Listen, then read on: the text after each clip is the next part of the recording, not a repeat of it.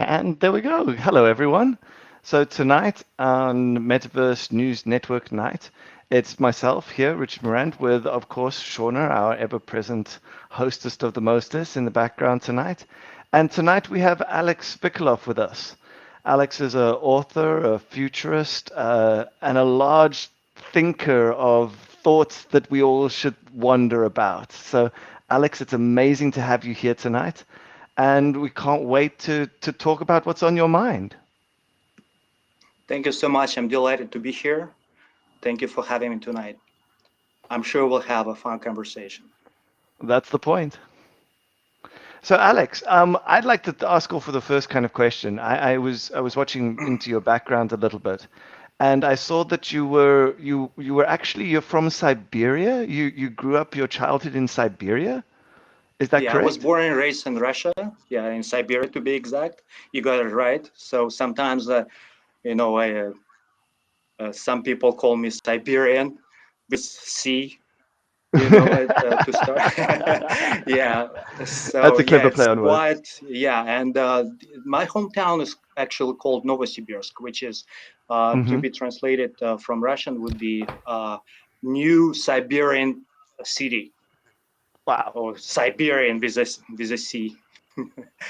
Yeah. So And what was that? I mean, for me as well, I'm not from America either. I grew up in a small little town in the desert of Africa. So not quite the same kind of thing, but the experience of coming over from that in the kind of desert of childhood to the Africa. States. Okay, now Yeah. you got me interested. Whereabouts? Just south of Namibia in South Africa in the Namakwa Desert. So, I mean, it's such a Okay. polar kind of different upbringing from what you would have had up in the snow. But kind of the isolation of that area, kind of I can feel a kinship to. And how have you felt from coming from that kind of childhood to now living and working in the States? Well, actually, yeah, it's quite an experience because right now I feel myself like I have like a stereoscopic picture of the world because Hmm. it's like two cultures, like growing up in one culture, which is almost like diametrically opposite Hmm. to what we see here in the States. Hmm. And yeah, I feel extremely happy that like I have this stereoscopic picture of the world. Like two cultures, two mm, worldviews, and being able to speak two languages and think in two languages as well. Hmm. So yeah, it's like old world and new world. It's blending Hmm. all together. So that's who I am right now. Hmm. And did you find that background gives you a different view of looking at these problems that you're looking at than the scientists here? In a way, yes, but then again, science has pretty much, like same foundation and it's basically same current of affairs. So Hmm. it's not exactly different, but slightly different, of course. I mean, we all like droplets on this cobweb of reality. We all like have Hmm. different worldviews anyhow. Hmm. So yes, in So this tell us then, particular sense, yes. so we now talked this fact that you're into the science world. What exactly are you focusing on at the moment? Well, I'm a futurist, evolutionary cyberneticist, and philosopher of mind. And Hmm. cybernetics in general can be defined as a multidisciplinary study of evolutionary processes and feedback-driven systems of control Hmm. between animal and machine.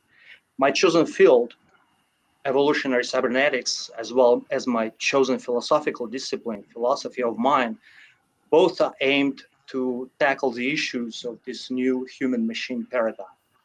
Hmm. Um, evolutionary cybernetics deals with the global meta trends and the phenomenon of radical emergence on a planetary scale. So the intellect hypothesis, um, uh, as the title of my magnum opus, refers to the emergence of self-aware planetary mind as a Mm-hmm. result of the so-called cybernetic singularity. Okay, so So cybernetic and singularity. What does that fully mean to you? well, as a species, we actually we went through a number of singularities already.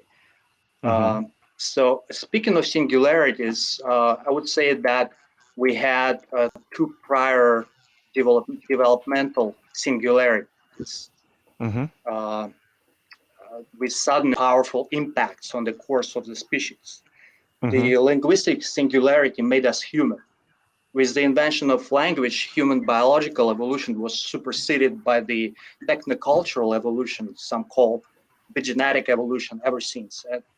As a tool-making species, we have always strived to extend our reach. And we design tools, and tools design us back by Mm-hmm. shaping our minds and our societies. With the invention of writing, we began to outsource our cognition to alternative carriers other than our biological wetware.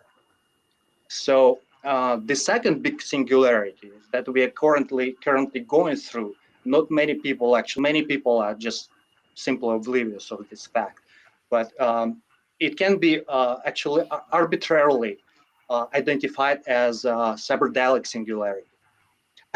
That started with that coincided with the dawn of space age Mm-hmm. in the 1960s at the intersection of cybernetic and psychedelic cultures. That was the moment in time with confluence of nascent information technology aimed at augmentation of human mind and personal liberation through boundary dissolving, mind expanding psychedelic experiences.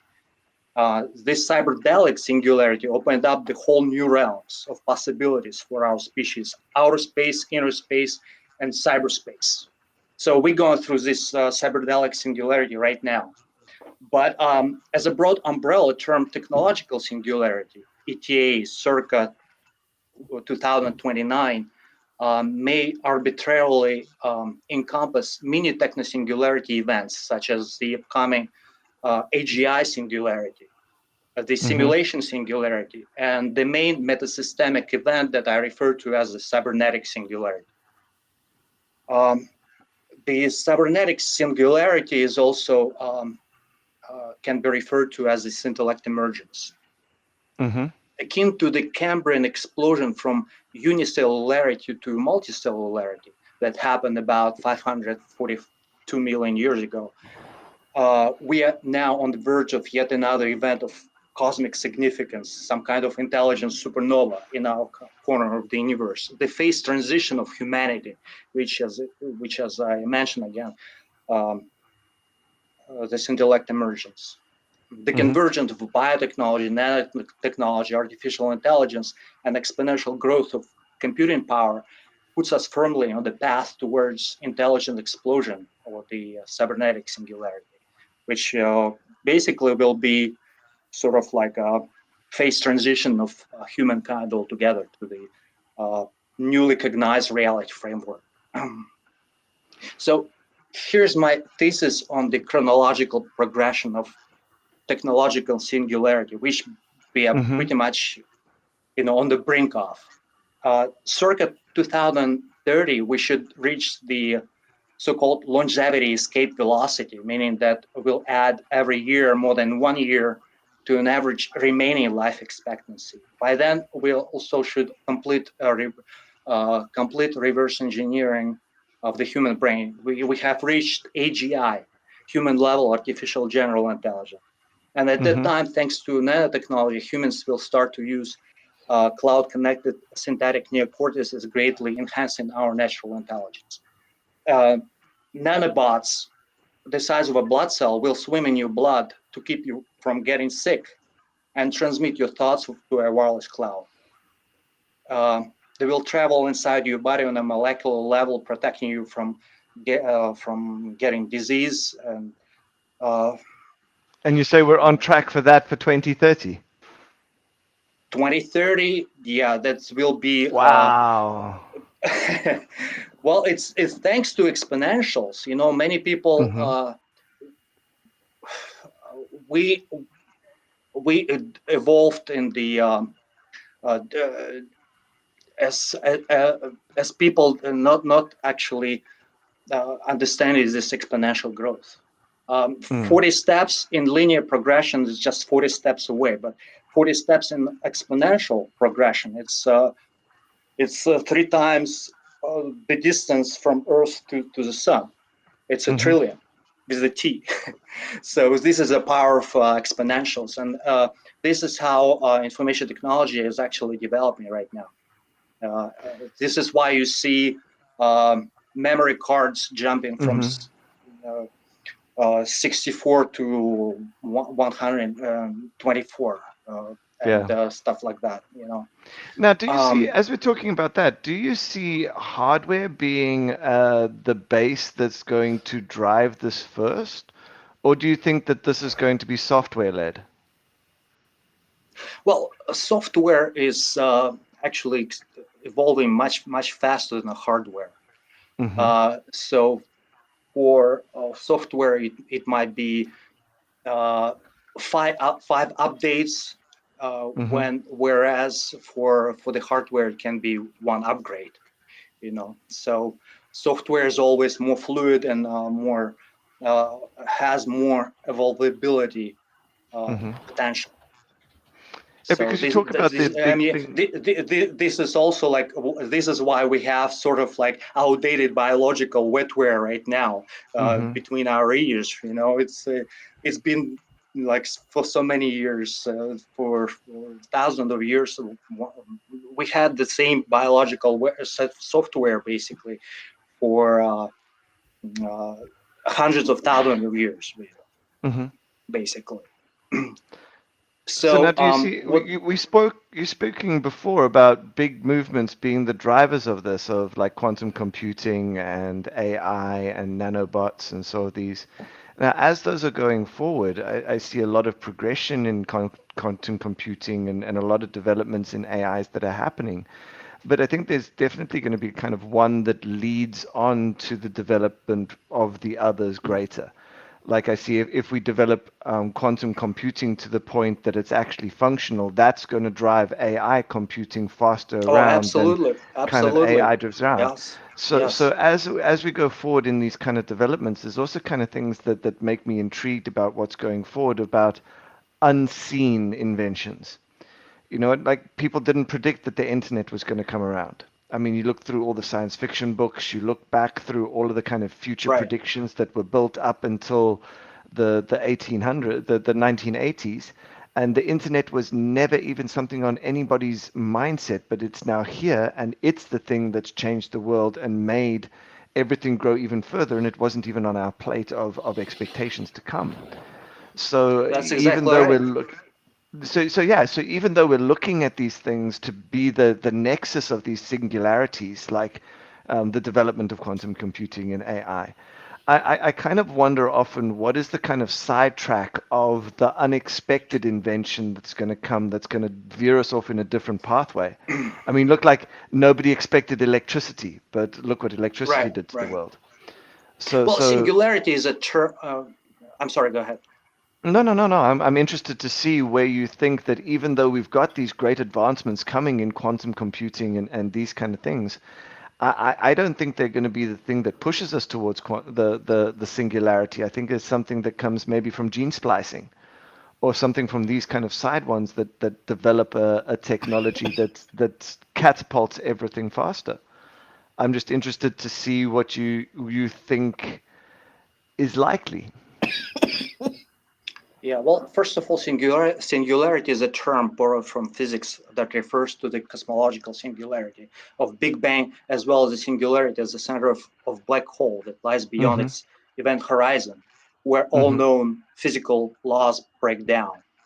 Mm-hmm. Um, the term technological singularity was coined by sci-fi writer Vernor Vinge in reference to Mm-hmm. the runaway effect of technological progress, the intelligence Mm-hmm. explosion. That's why we call it intelligence explosion, when generally speaking, machines or non-biological intelligence become smarter.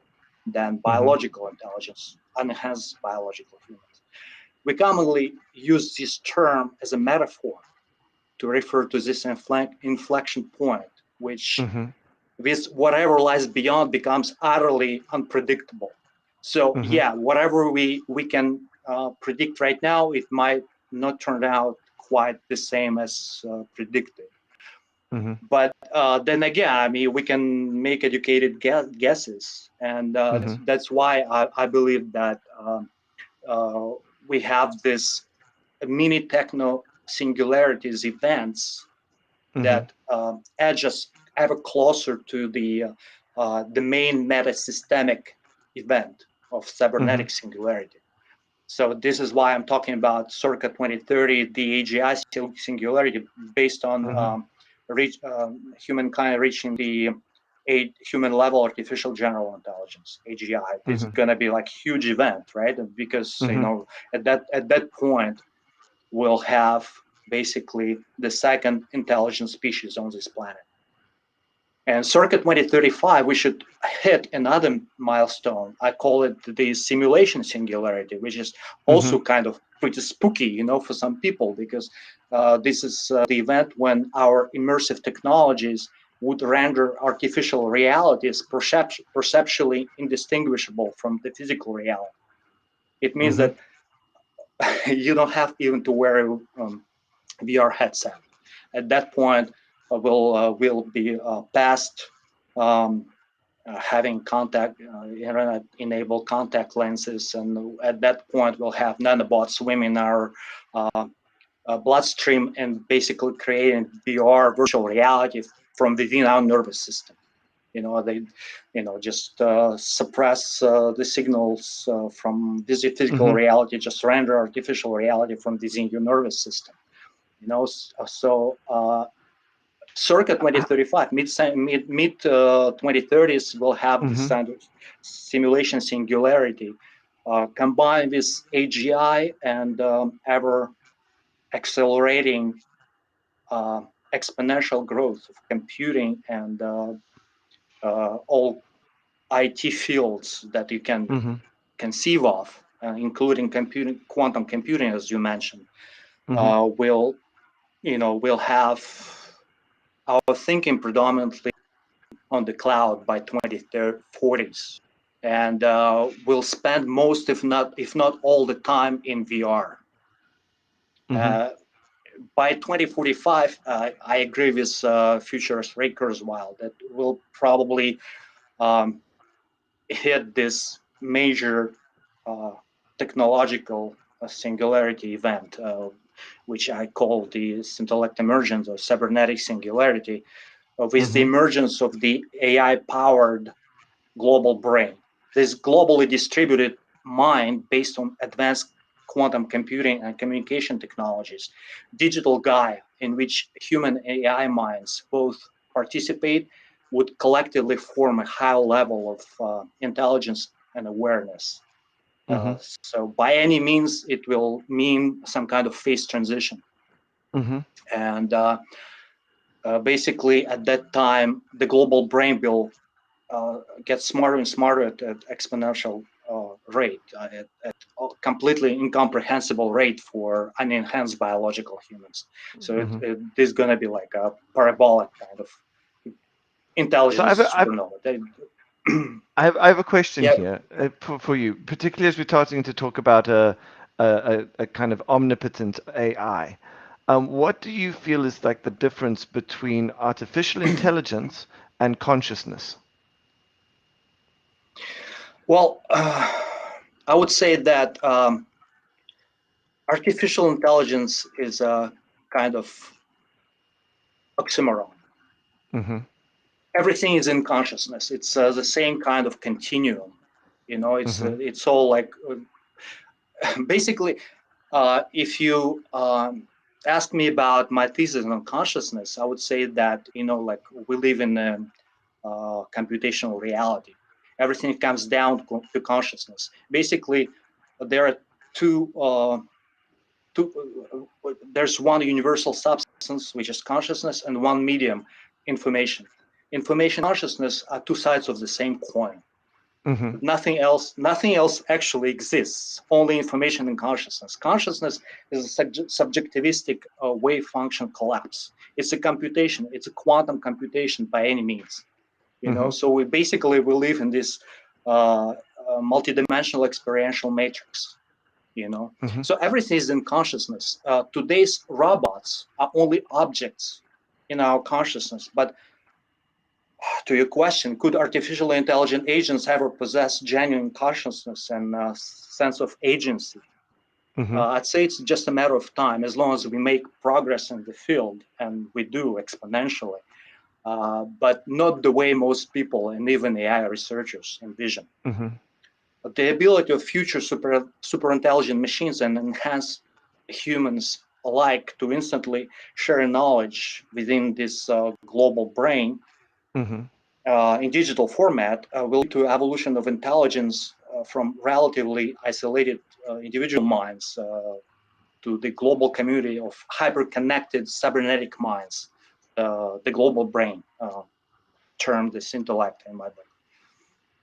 So So for I have a practical, just as a practicality for me to ask about this. right. When you talk about synthetic brain, do you mean something like the whole planet ends up hooked to something like Elon Musk's Neuralink?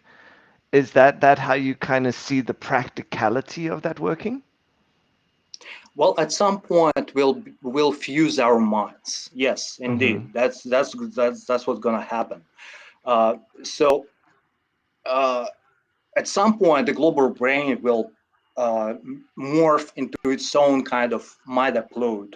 And what's going Mm-hmm. to happen is that humans will be enhanced with cloud-connected exacortices that Mm-hmm. act as natural neurons of the global brain.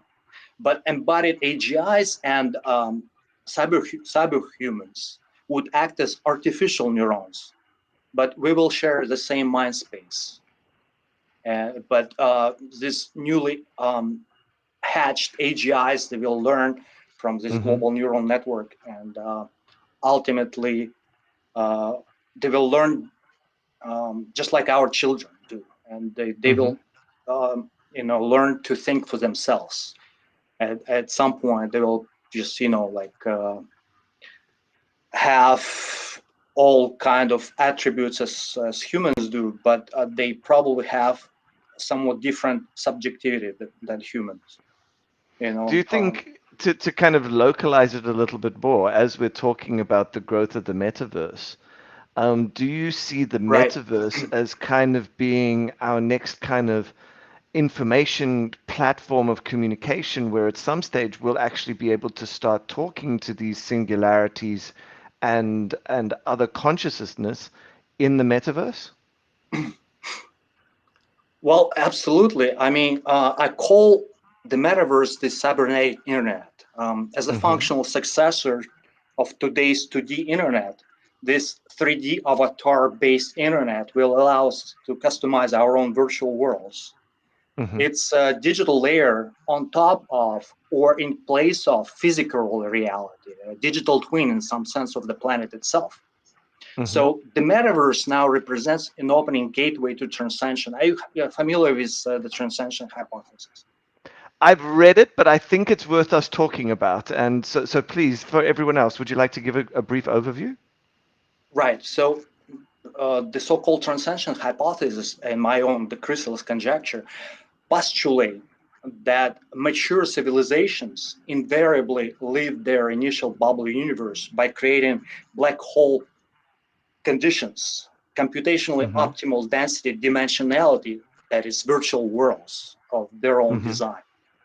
Um, that implies that the exponential trend of miniaturization and virtualization will eventually compress our space-time matter energy into an ever denser computational substrates, so that Mm-hmm. our post-biological selves, our post-human minds, will live within the nano to femto scale and even smaller, all the way down to the plant scale, in order to harness more computational power. Literally, Mm-hmm. our minds will live in VR.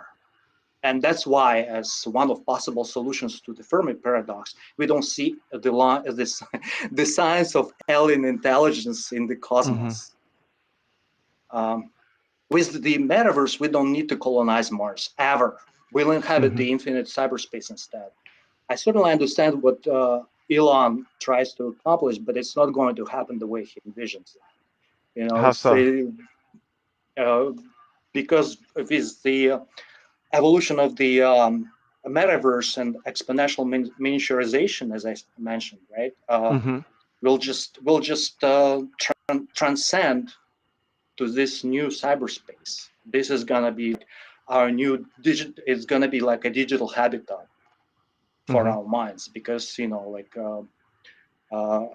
what we know right now is basically our cognition going from the one substrate, biological substrate, to non-biological substrate. So at some point we'll complete this transition and we'll become post-human minds, basically living in virtual reality. Yeah, I mean, we'll still colonize space, but it's gonna be done through self-replicating von Neumann probes for the most part. So those probes will colonize and basically mine the planet for computronium, so that we can have more and more computational power to explore our inner space, not outer space. That's a So fascinating concept of probes. So where yes. else now you define the difference between outer space and inner space? Where do you see now the developments of technologies that are going to help expand people's education of accessing inner spaces? Well, I would certainly bet on the transcension um, scenario. So basically, at some point we'll just have this huge inner space that we'll share with AGIs and cyber humans. I mean, basically, will be huge cyber humanity of some sort, and just because we'll live in this new digital, will enhance ourselves exponentially. Our thinking processes and our mentation will accelerate to such an extent that we'll think maybe, I don't know, hundreds, thousands, millions of times faster than biological computing does, right? At that point, the physical world would look almost static. You know, that would, I mean, like creatures of the physical world would look almost like house plants to us. Like slow moving objects and creatures of the world. I mean, the physical world wouldn't be that interesting for us, because in virtual reality, that's where basically the whole exploration of humankind will take place. That's why I bet on transcension. I bet on transcension, and my own chrysalis conjecture actually states that we occupy this dimensional cocoon. This is why we don't see alien lives, alien intelligence out there. So then you talk about the transcendence, and I think that there's a lot of places in North America and in the first worlds where the tech and the universities and these things are being worked on so dramatically.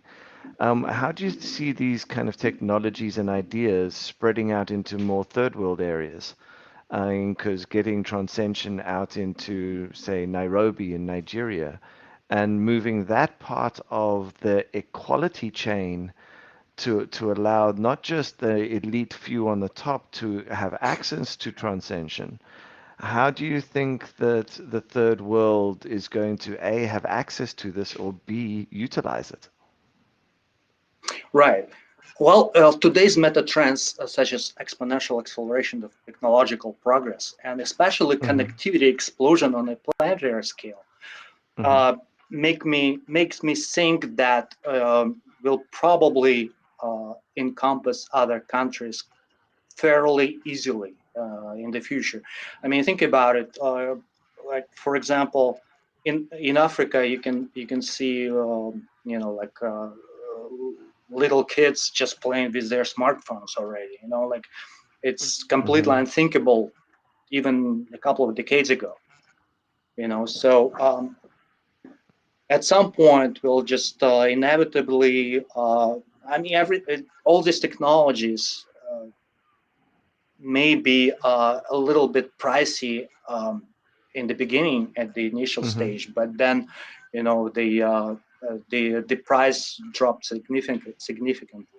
So and then again, I mean, digitalization and virtualization of everything um, lead us to this convergent point where we can Well, just be in virtual in metaverse and well, just don't you think that once the few have started to generate, and sorry, I like talking about the risks of what goes forward. So I'll just preface that out. I like thinking of, yes, we like these ideas, but what are the inverses that could happen? What is the balance out of that? And what does it play out with human nature? I mean, if we think human nature is always inclined to hold and keep power to the few rather than the many.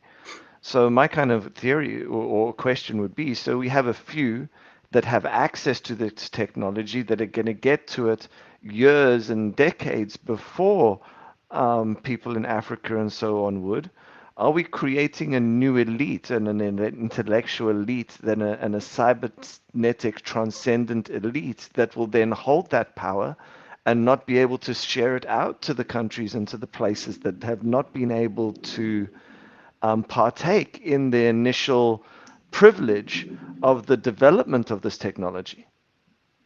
I agree. It's certainly a risk. It's Hmm. certainly a risk. But and there's like many risks going forward. Hmm. I'm pretty optimistic about the future, but I'm not like completely overly optimistic. We'll always have a host of problems going We always forward. have to fight the nature of man. Yes, but then again, I mean, all this risks and problems. I would rather, describe them as challenges going Hmm. forward. So, and as I say, by contemplating the full spectrum of scenarios of upcoming techno singularities, Hmm. uh, many can place their bets in terms of in favor of cybernetic singularity. The scenario Hmm. when we merge with AI, we cannot outcompete AI, so we have Hmm. to form some kind of an AI symbiote collectively. So, uh, talking about the elites, Hmm. we'll need as many natural neurons of the global brain.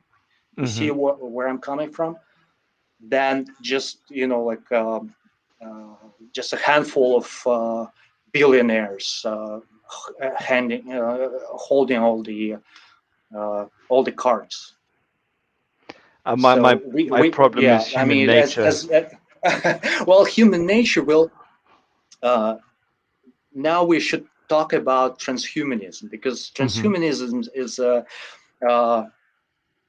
techno-philosophical and cultural movement that Hmm. aims at transcending the human condition altogether and Hmm. transforming humans into beings of superior godlike capacities by the means of science and technologies. Hmm. Um, you know, as transhumanism, I consider myself a transhumanist singularitarian. Hmm. Um, the three pillars of transhumanism are superintelligence, super longevity, and super well-being. So Hmm. we talked about superintelligence, intelligence supernova, super longevity. As I said, by 2030 we should have this longevity escape velocity, and super well-being, transhumanist. And yeah, I mean, we'll just face another kind of problem, another kind of challenge going Hmm. forward, and we might even see some kind of speciation as well. I mean, some people would love to um, augment themselves, become Hmm. cyborgs, but the rest of population might linger and not Hmm. completely embrace the technological changes. So yeah, I think definitely often, we'll I have. think often people then, as soon as you say technological changes, they always start thinking cybernetics, and they think of how Right, do I augment myself with robotics? When actually the coding of DNA and the ability to read DNA as a language and as an actual thought pattern is a lot more interesting for what that could actually scope out to with the gene splicing technologies that they're starting to develop and the genetical data flows that are starting to be developed for like genetic digital storage. I mean, it's a right. fascinating idea that you can, instead of having a hard drive, have a lump of fluid jelly that's sitting that you can plug an electrode in and out goes your storage. I mean, the points of what gene therapy and gene splicing is doing at the moment is so incredible that cyborg might not necessarily mean you've got a metal piece attached to the side of your head. There can be entirely new sets of evolution that are professed in any way. Absolutely. Yeah, I don't think that, will be like ugly looking kind of cyborgs, like, not even resembling a human being. Not at all. Hmm. I think that they'll just by enhancement of human flesh, I mean, we'll probably just end up, having these nanobots that will Hmm. really like monitor our biological systems from within, and we may have any kind of appearance if you would like, especially in the metaverse. Hmm. You can like have like absolutely good looking and absolutely amazing kind of avatar, right? But in the physical world, you can do just the same. I mean, it's via nanobots. At some point, we'll just have all kinds of like multiple cybernetic bodies that can be Hmm. assembled and disassembled by will with nanobots. That's the next step in the evolution. We'll just become cyberhumans that can live in VR, and if necessary, you can, be in the physical reality. But then again, you'll have a cybernetic body that can be assembled or disassembled So I'm via I'm nanobots.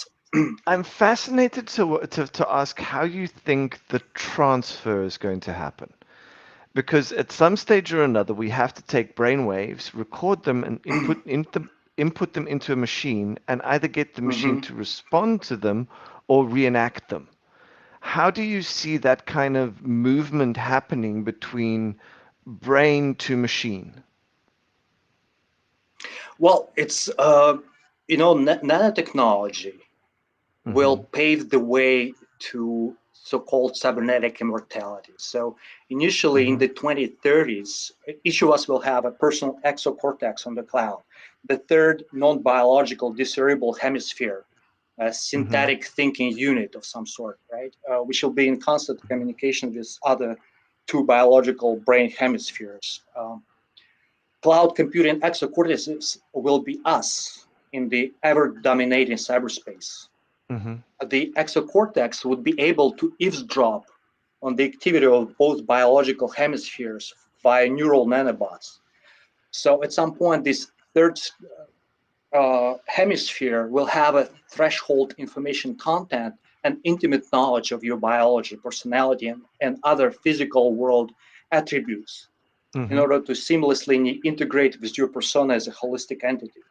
Hmm. As your original biological wetware fades away in comparison to the more capable exocortex, perhaps in time billionfold more capable due Hmm. to exponentials, because it's not limited by the cranial enclosure, right? Hmm.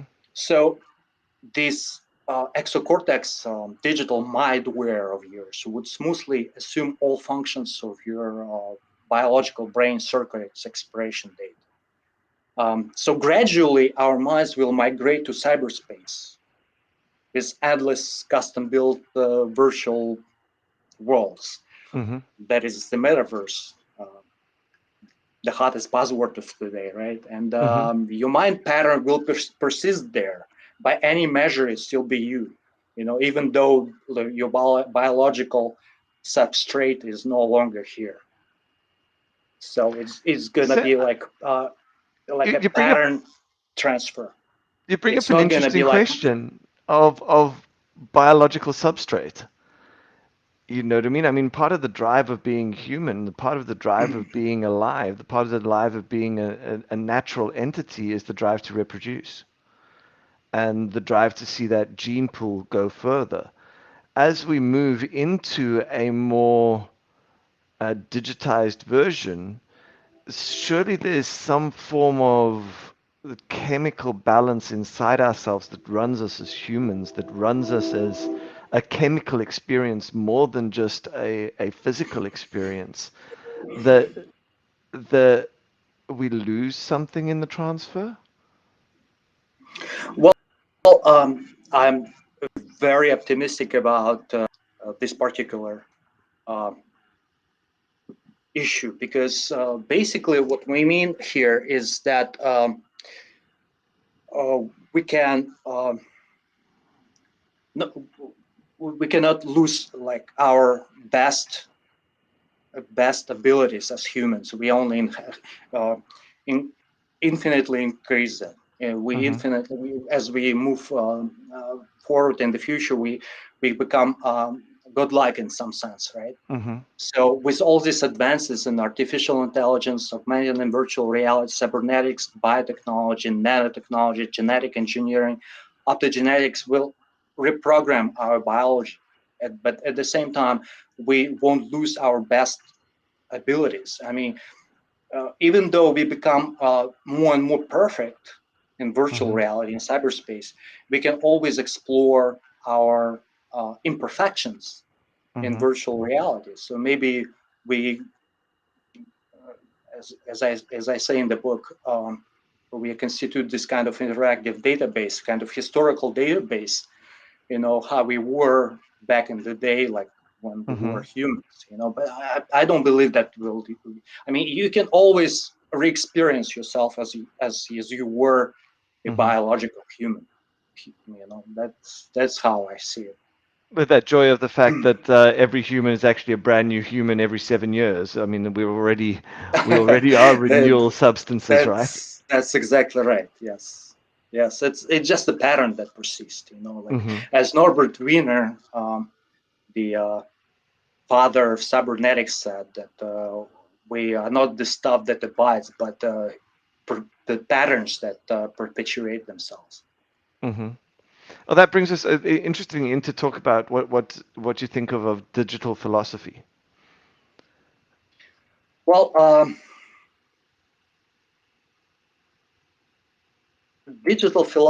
digital physics and digital philosophy are two disciplines that closely related. The father Mm-hmm. of information theory, Claude Shannon, introduced the notion of information that could be quantifiable. Mm-hmm. And mathematical theory of communication, his seminal paper from 1948, Shannon proposed that data could be measured in bits, discrete Mm-hmm. values of zeros and ones. Mm-hmm. The hypothesis that the universe is a digital computer was proposed by Konrad Zuse in his 1969 book Calculating Space. Mm-hmm. The term digital physics was employed by pioneering Edward Fredkin, Mm-hmm. uh, who later came to prefer the term digital philosophy. In 1989, one of the most brilliant physicists of the 20th century, John Wheeler, coined the phrase "it" from bit to encapsulate the radical view of the universe. The Mm-hmm. most fundamental level, all of physics can be articulated in terms of information. Then came along the holographic principle, derived from Mm-hmm. the black hole physics, that posits that information is not contained in the volume of space, but is contained on the surface of its boundary. That it also implies that our information-based reality well may be a metaverse and a universe out Mm-hmm. there. Computational physics then came um, uh, emergence theory and other theories and theoretical models that actually confirm that we live in some sort of computational universe. or computational reality. Computational physics suggests Mm-hmm. that there exists, at least in principle, a program for a universal computer that computes the evolution of the universe. Mm-hmm. According to computational physics, everything in the universe is made of information of which mass, energy, and space-time are merely manifestation to us conscious observers from within a simulation.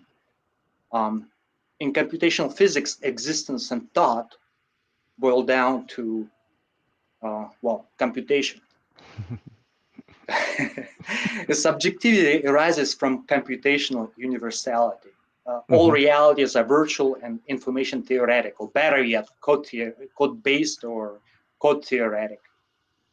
So for me, Any what is the difference between like the code theoretic model and the normal physics, the standard model?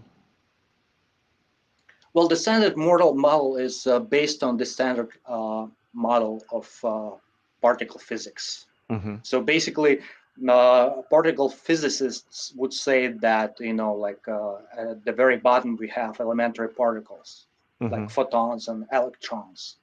But photons and electrons may actually have a very sophisticated internal structure as well. So what the most elemental is binary code, zero and ones, yes, no, yes universe, no universe, right? There's like um, only this Morse code of the universe that what truly Mm-hmm. exists, and that what actually the holographic principle also force from the black hole physics implies. Mm-hmm. So any universe run on qubits and digital bits is virtual, and everything is a simulation. Uh, Would you like to just explain to people what a qubit is so that they can understand well, that? qubit is a quantum mechanical bit. Mm-hmm. So it can be at the same time zero and one, right? So that's when building a computational machine, it actually uh, it gives you a whole new dimension and exponential uh, combinatorics, because it helps you to calculate different path to the ultimate solution. Mm-hmm.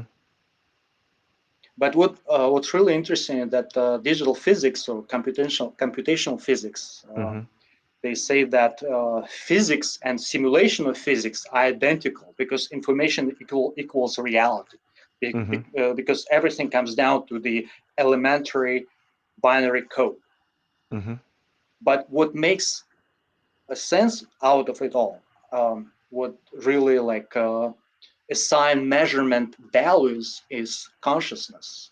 Mm-hmm. So now we come uh, to this conclusion, basically, so that only consciousness and information exists in the world. So materiality is basically it's some sort of illusion from that we experience from within the simulation. So what do you mean by the simulation? You keep using the term, and I'm not quite sure where you put Well, us. simulation is basically it's a computation. Mm-hmm. Both terms can be used interchangeably. Mm-hmm.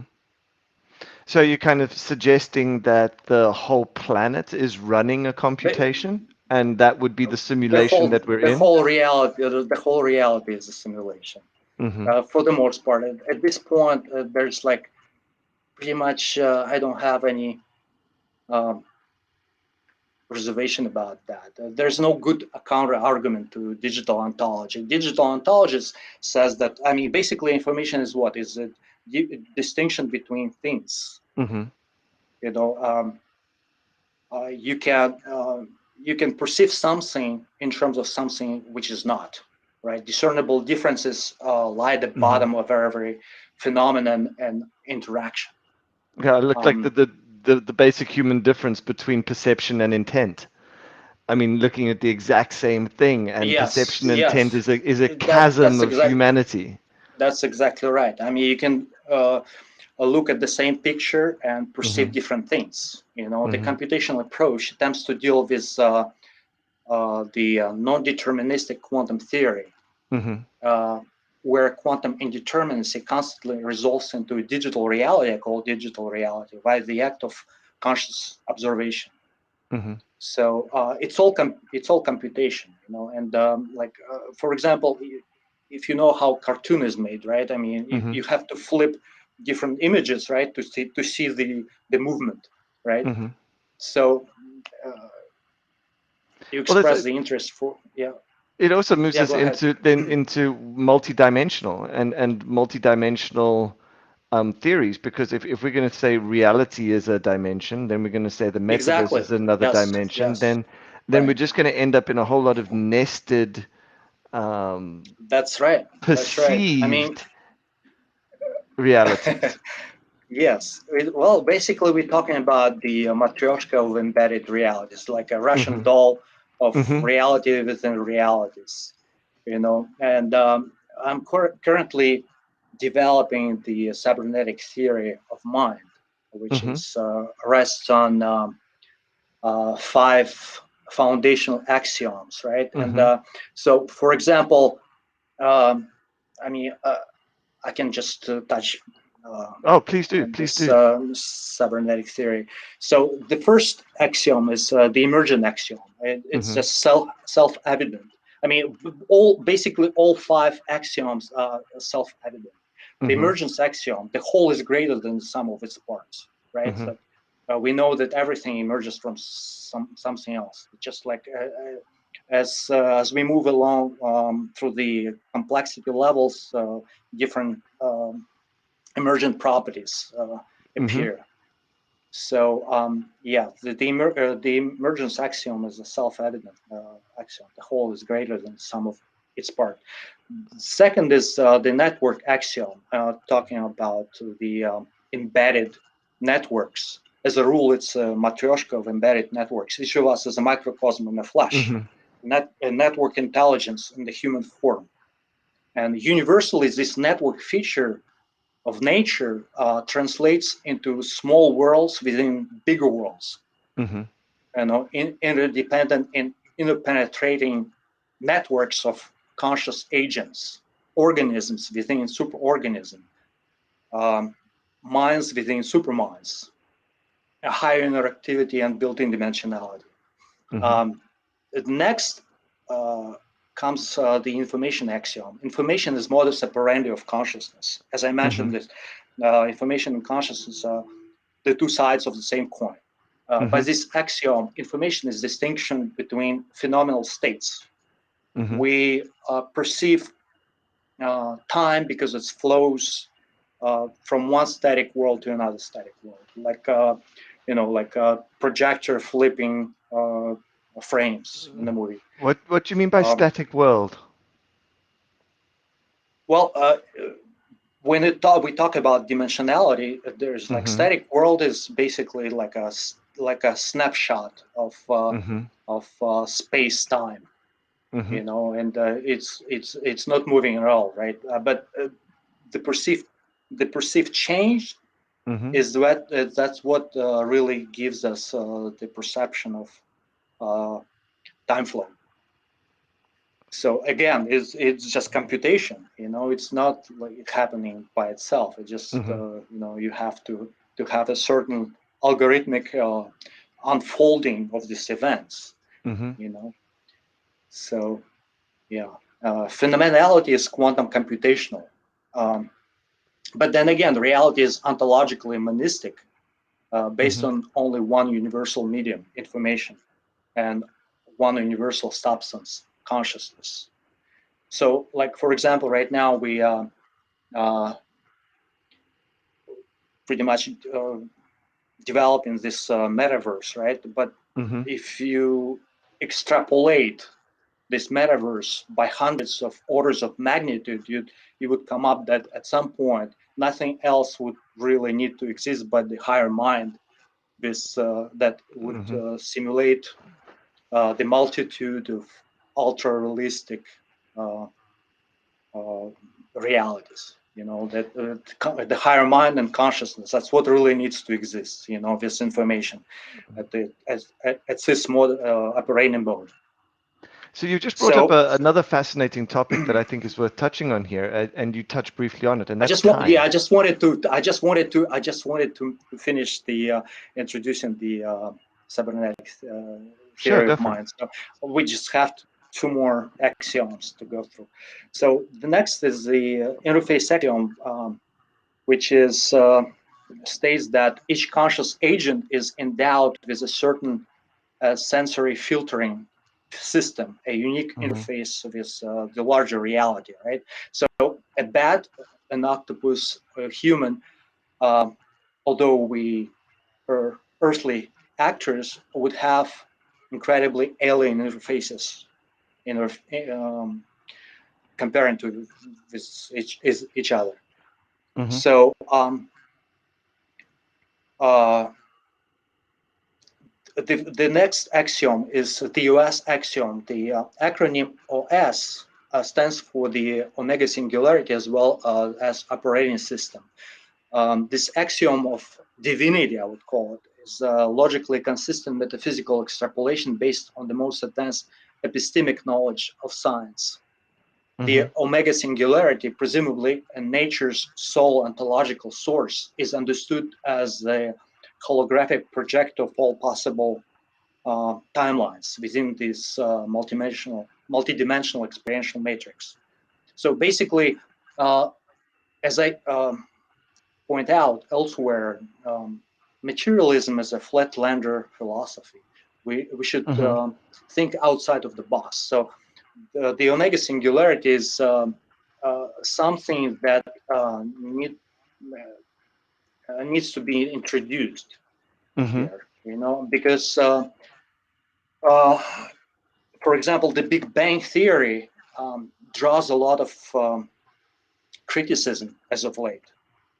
Um, they use the starting assumption the universe from nothing, a proverbial miracle, right? A Mm-hmm. quantum fluctuation as christened by scientists, or the initial cosmological singularity. But aside from this highly improbable happenstance, we can just as well as operate from a different set of assumptions and place the initial cosmological singularity at the omega point, the transcendental attractor, as McKenna said, the universal teleological attractor, the transcendental object at the end of time. And this it would constitute the holographic projector of all possible timelines. So you touch on it again, and I'm going to come back to it. Time. Okay. How do you see time fluctuating through that? Because you keep touching on the time thing and how things interact with it, but then how does it flow? Okay, so I formulated the theory of time, or Mm-hmm. digital presentism, predicated on reversible quantum computing at large. Mm-hmm. Um, if you, I don't know, have you seen the movie Tenet? I It's have a not. recent movie. Okay, so Tenet actually introduced the general public to this concept. Mm-hmm. It's sort of like, well, now we know what quantum computing is, right? I mean, so it's basically uh, what a, a digital present constitutes is basically funneling of all possible futures and all possible pasts into this Mm-hmm. single digital reality perceptual framework, Mm-hmm. right?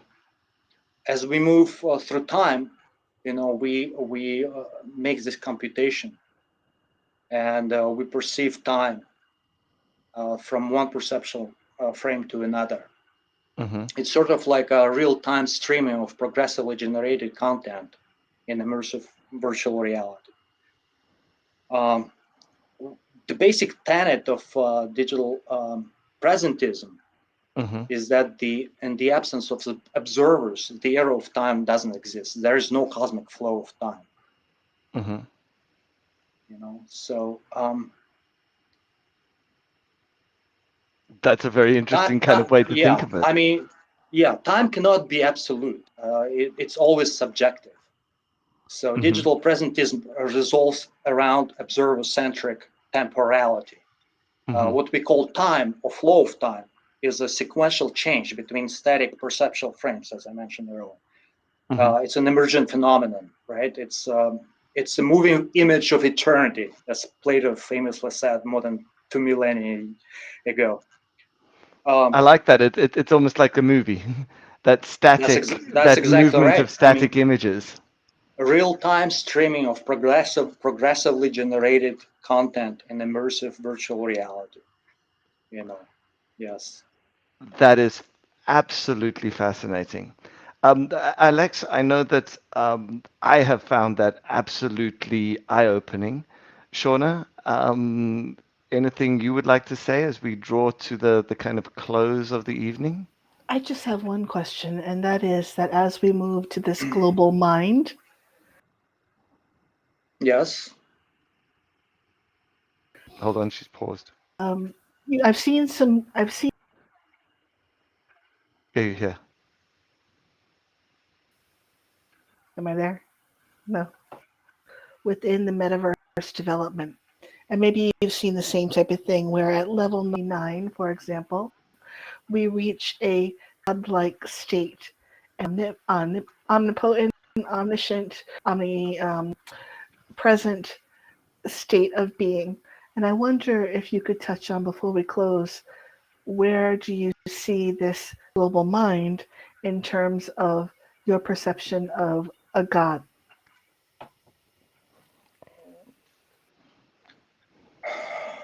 Whoa, big questions. well, well, basically, we become God, right? So all these divine attributes, basically, talking about the us becoming God, right? So, like for example, transcendentalism. Um, this Ralph Waldo Emerson as its biggest figure, um, were marked by the notion of divine unity of man with nature. Hmm. So conditions seem to be ripe right now to revive transcendentalism or transhumanism, Hmm. posthumanism, to as a neo-transcendentalism. So basically, yeah, we're moving towards this notion of God. Only we ourselves becoming God. Hmm. So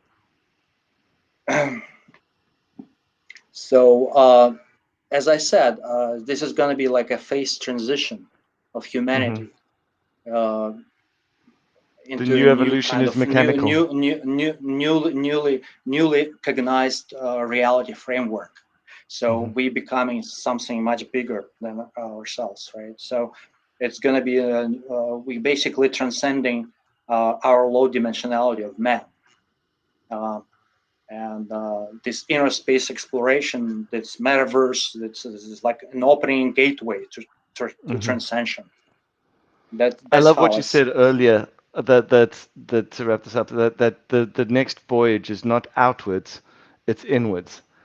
And I That's think that exactly right. is a Yes. great focus to think for people to think of as we go forward. Is sometimes exploring in is a lot more fun and exciting than going and looking out. Yes. Yes. Absolutely. Well, Alex, thank you very much for Yeah. being here this evening. We're going to end the stream and say goodbye Thank, to everyone. So thank you, thank you Alex. all for being here, and thank you, Alex, for joining us. All Yes. righty. Thank you so And much, Alex, just guys. tell us where we can best find you. I know you have some Facebook pages and you have a website. Where can we best find you to learn more about the subject? Absolutely. So I would suggest to go to www.extradelic.net, Hmm. as well as my personal blog, alexvikoulov.com. Hmm. Great. You can browse through my works. I'm an author of 10 book titles and co-author of 3. And I Wow. also, yeah, uh, and I also just released a documentary based on my works, Hmm. Consciousness Evolution of the Mind, which can be accessed on different networks such as Tubi or Vimeo. Mm-hmm. You know, but Well, that's perfect. you can, yeah, you can find me. I'm pretty active on social media. You can find me, you know, on the internet pretty easily. You know, The good old-fashioned Google. yes, that's exactly right. Yes. Alex, thank you so much. Thank you And so we much. look, Richard, so much. Yes, thank you so very much, it's a Shauna. My pleasure to pleasure. have you here. There's Okay, a tremendous amount embedded in this short 1 hour, and it definitely shows us that we have a long way to go in terms of our own understanding of self some of the development. concepts that you put Yes, forward. Hmm. But we're so glad that you shared it with us tonight. Thank you so thank you much. so much. Thank you, Alex.